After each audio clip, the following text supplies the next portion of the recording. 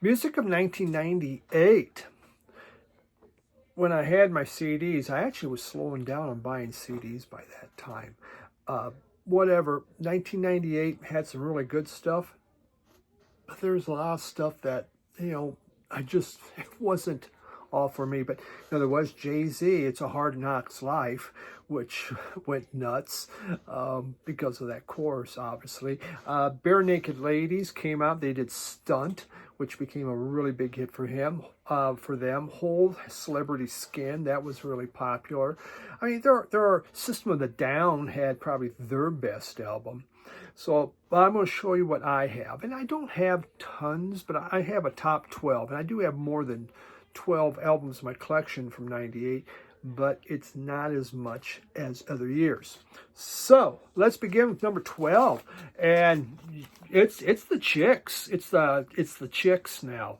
But we're just going to call them the Dixie Chicks because doesn't really, they can still say Dixie, it doesn't bother me. But this was the second album they had with Natalie Maines, and this one sold 13 million copies. It gave them some of those multiple Grammys. Lionel Richie, I know you won't listen to it now. They had 5 singles off of this. 3 of them went to number 1. So, I mean, this really went big. Wide Open, the name of the album is Wide Open Spaces, and that particular song did go to number 1.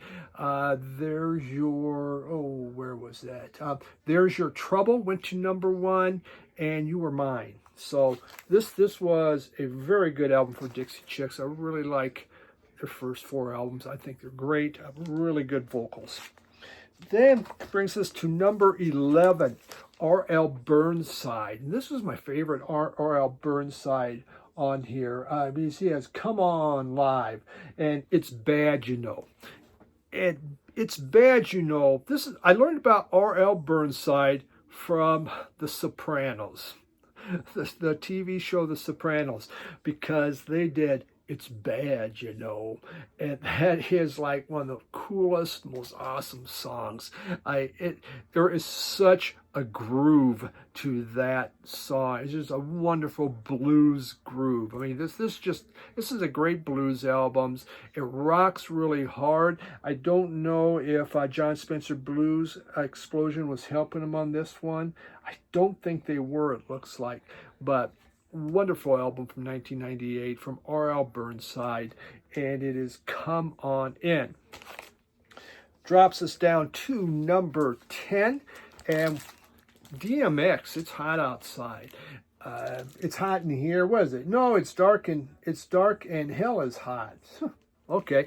Well, I did get hot right. I did get that part right. So it's dark and hell is hot. Well, that's good to know. So this put him on the map. There's 19 tracks on here, and there's just guest vocalists all over the place. He originally tried to, he went to P. Diddy, Sean Combs, or whatever he was calling himself at the time, and tried to get signed. But Combs says, nah, his voice is way too rough. And DMX was not happy, which he sings about this. That's the nice thing about rappers. They're really good at letting their feelings out on their music and tell you exactly what they think. But this is dark, it's gritty, it's violent. They have just these skits about just poverty and the brutality of the streets. This is not an album for the faint of heart. It's a tough and gritty album. But DMX, it's dark and hell is hot. Good to know. That brings us to number 9, and we have the Propellerheads. And I used to have this CD. And the Propellerheads is Decks and Drums and Rock and Roll. Decks and Drums and Rock and Roll. It says it all right there. Okay. What was really neat on this one is they did On Her Majesty's Secret Service. The James Bond movie of Majesty's Secret Service. And they did just a wonderful job with this. It's bang on, a number of microphones of Majesty's Secret Service. Incredible. This is some very good trip hop. they were very. I think they only did one album. This was it. And maybe they did a bunch of other things out there, but this was the big one. This is a nice original that I was able to find a while back. It came into Radio Wasteland, and I was very happy to scoop that up because again, I like that CD.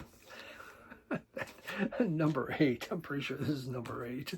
Oh, well, yep, number 8. The Donnas. This is original I got from Bill Young. I bought it from his collection before he passed away. An American Teenage Rock and Roll Machine. They modeled themselves after the Runaways. I mean, you can see it here. You can feel it there. They just put on more clothes than what the Runaways were doing. But, you know, the Runaways were just trying to get some attention. It's just rock and roll. These gals, they're tough, they're rough, they're out there.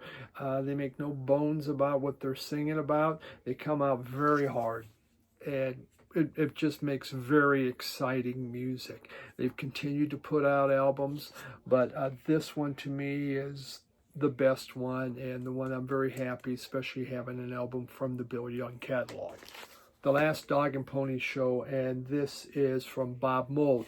Now, this is not the original cover. The original cover looked like this, but this is from his box set. So I have all his albums in a box set, just not original covers.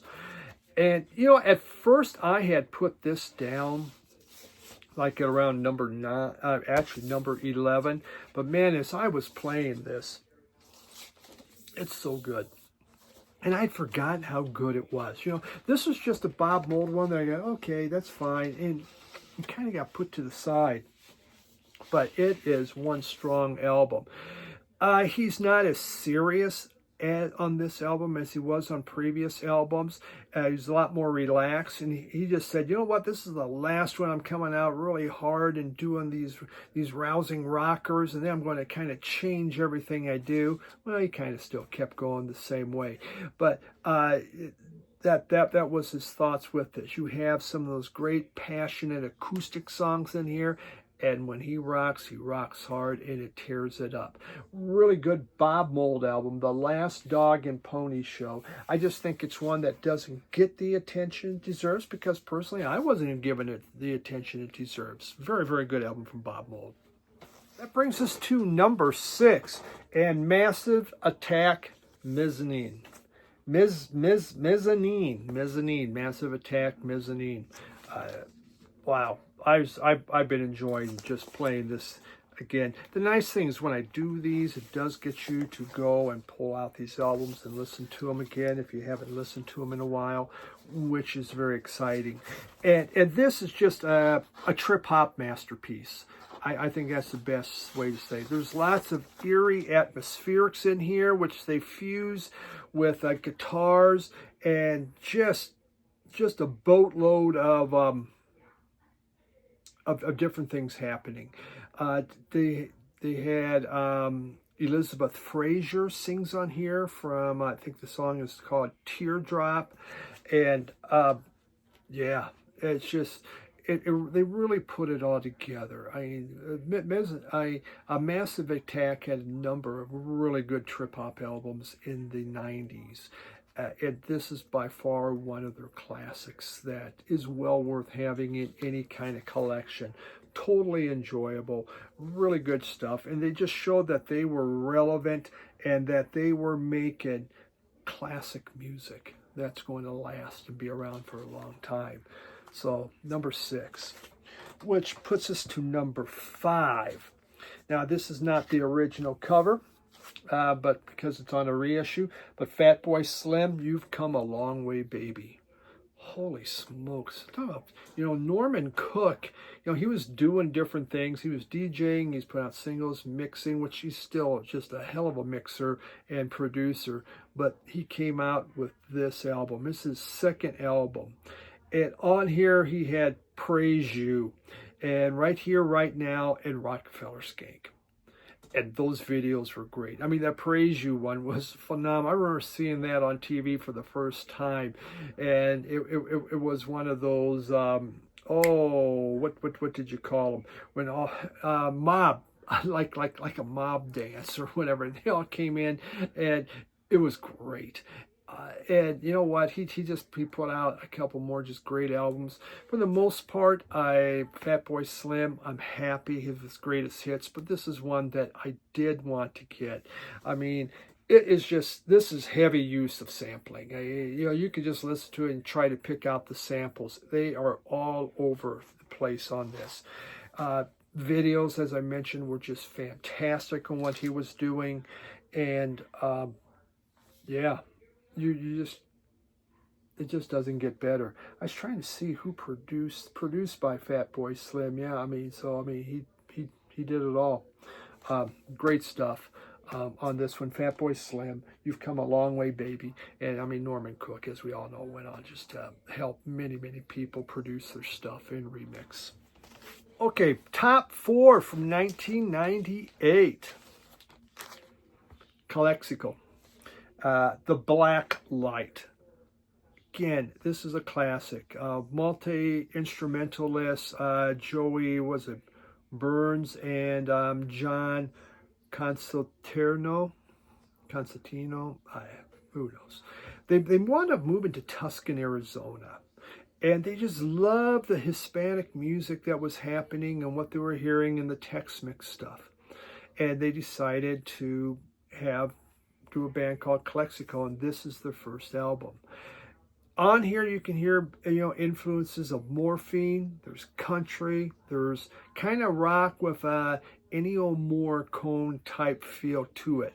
Desert Noir might be a way to describe it. But, I mean, Calexico has put out so many good albums. But this first album really, I mean, it shows the way. It's like, if you want to start somewhere, this is where to go to get things going with Calexico. They really put it all together on this thing. And it's just so strong. Number 4, Calexico. Brings us to number 3. The Michelle Gunn Elephant, Gear Blues. This is one, there's a single that came with it. That's from when I originally had it. Out of Japan. Hard rock, and I mean, extremely phenomenal hard rock. They know, I mean, they just come tearing out of the gate. It's in Japanese, it doesn't matter, man.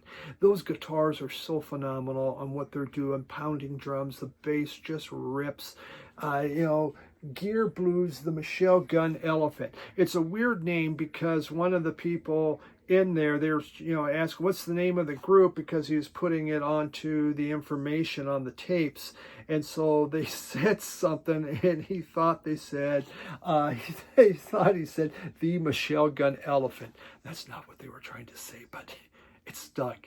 You know, they put out a few more albums. I have a couple of their albums, but this one here, 1998, Gear Blues, will blow your socks off if you like rock. Just incredible, great album.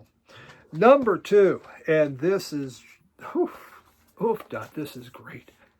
Moon Safari by Air. And Air is just touring around the United States playing this whole album. They came to Denver. They came out to Red Rocks, and I didn't make it. I really thought about it, wanted to do it, but just didn't get around to it. But Moon Safari, I remember I bought that CD. It's like, wow, this is so dang good. I mean, what they just took. It's like very spacey. It's very trippy. There's just layers of keys on top of layers of more keys. I mean, this is what chill out and down tempo is really all about. This set the bar for chill out and down tempo. To me, it's their best album. Now, they had a couple of the next ones were excellent that I really liked, but my God, this thing was just so solid. And, I mean, you just couldn't help but relax and put it on and really enjoy. So, Air, Moon Safari, just incredibly good stuff. And that brings us to our final, my favorite album from that year, Madonna's Ray of Light. This is the best Madonna album there is. and I'll go to my grave saying that. I thought she put everything brilliantly together. It was her 7th album, and on there she brought she brought techno to the masses. When she was what she was doing, because William Orbit did this album, produced this album, and his fingers are all over this stuff. But it's her voice, it's how she does these songs. It is so incredible. I mean, I never tire of this. There's these beats and ambient sounds that are happening, going on through here. I mean, she's talking about motherhood. She's talking about fame. Things are going on with her life. I guess the thing went like quadruple platinum. It sold so much. But to me, really, well, it's basically it's like a celebration in a lot of the songs. That's what she's singing about, celebrating things in life. But incredible. Her voice never been better. She looks decent too on this one before all the other crap she did. But yeah, Madonna's best album, my favorite from that year, one that I will play constantly. I was just happy to finally get this in vinyl. Ray of Light by Madonna. She did it right. So that's what I have for 1998. And, yeah, again, not as much out, for me that I really wanted, but those are some great albums. And if you haven't listened to some of them, they are worth at least streaming and give them a little listen to see what you think. Thanks very much for hanging out with me on this, and have yourself a great rest of the week. Bye.